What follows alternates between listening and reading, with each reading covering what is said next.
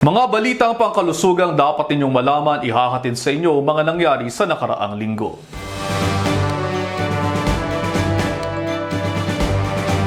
Unang balita, Angelica Panganiban nakararanas ng avascular necrosis of the hip. Nauna lang sinabi ng aktres na noong siya ay nagbubuntis pa lamang, nakaranas siya ng pananakit ng kanyang baywang o hip area 6 months into pregnancy. Nag-recur ito matapos manganak at nahirapan siyang maglakad dahil sa pananakit ng kanyang hip area. Eventually, nagpa-imaging o MRI at lumabas sa findings na nagkaroon siya ng avascular necrosis of the hip. Ito ay isang kondisyon kung saan namamatay ang bony tissues dahil sa kakulangan ng supply ng dugo. Dahil dyan, maaaring mag-collapse ang buto. Glaring din sa history ni Angelica na inilahad niya sa kanyang vlog na hindi siya masyadong nagpapahinga at patuloy ang kanyang workout noong mga nakaraang buwan bago siya na-diagnose ito. At dahil hindi naman niya alam ang kanyang mismong kondisyon, sa kagustuhan niyang maibalik ang kanyang dating katawan, mas nakaranas siya ng mga sintomas. Ang sakit na dulot ng avascular necrosis ay maaaring maging mild to severe at usually unti-unti itong maaaring lumala. Pwede ang isang pasyente ay makaranas ng pananakit ng singit, sa hita at sa may puwetan. Bukod sa hips, pwede rin magkaroon ng osteonecrosis o avascular necrosis ng balikat, sa tuhod, sa kamay at sa paa.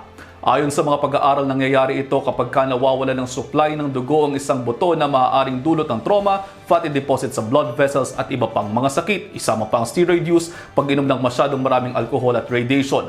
Para naman makaiwas, mainam na limitahan ang pag-inom ng alcohol, pababain ng kolesterol sa katawan at iwasan din ang paninigarilyo. Sa kaso naman ni Angelica, hindi ma-pinpoint kung saan nagsimula ito dahil hindi naman siya nagsisteroids. Para sa treatment, kadalasan ang ginagawa ay surgery, pero sa kaso ni Angelica, gumamit ng platelet-rich plasma o PRP na ini-inject sa area kung saan nagkukulang ng blood flow ang kanyang hip joint.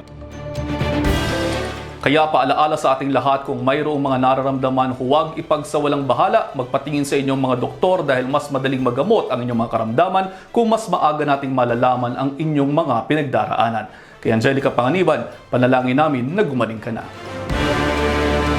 Sa iba pang mga balita, ayon sa statistics ng malnutrisyon sa bansa, napabalita na 75 batang Pilipino ang namamatay araw-araw dahil sa malnutrisyon. Kasama pa nito 27 sa 1,000 bata ang hindi man lamang nakakaabot sa kanilang ikalimang kaarawan.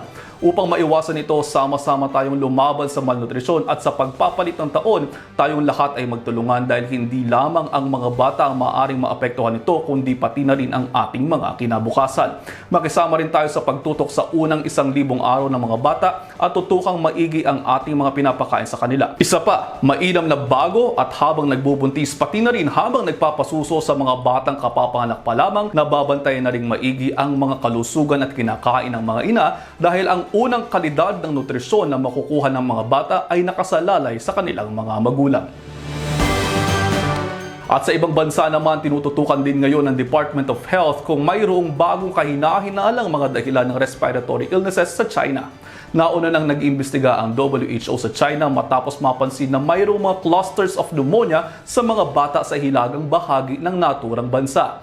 Ayon sa mga report, mga common bacterial causes ang dahilan ng mga pagkakasakit ng mga bata sa China. Gayun din, sumasama din ang mga viral infections sa mga nagiging dahilan ng pagkakaroon ng respiratory diseases sa ngayon sa naturang bansa at hindi kinakailangang ipag-alala ng madla. Gayunpaman, kung magkakaroon ng mga sintomas sa panahon ngayon, kung ano man ang inyong mga nararamdaman, pinagpapayuhan ang lahat na magpatingin sa inyong mga pinagkakatiwalaang mga doktor. At yan ang mga balitang nakalap natin sa mga nakaraang linggo. Para sa iba pang mga impormasyon at balitang pangkalusugan, tumutok lamang po sa ating Facebook page. Ako po si Dr. Dex Macalintal, ang inyong Dr. Next Door.